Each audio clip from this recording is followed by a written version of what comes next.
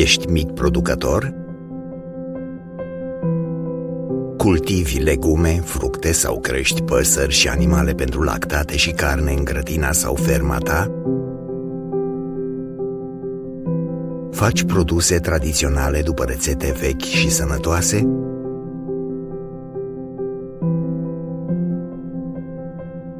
Hai cu noi în comunitatea Mănâncă Sănătos, cea mai mare comunitate din țară preocupată de o alimentație sănătoasă. Vrem o hrană curată, fără aditivi sintetici, fertilizatori, pesticide, hormoni de creștere și antibiotice. Click pe linkul județului în care poți distribui produsele tale, prezintă-ți produsele și noi vom cumpăra de la tine.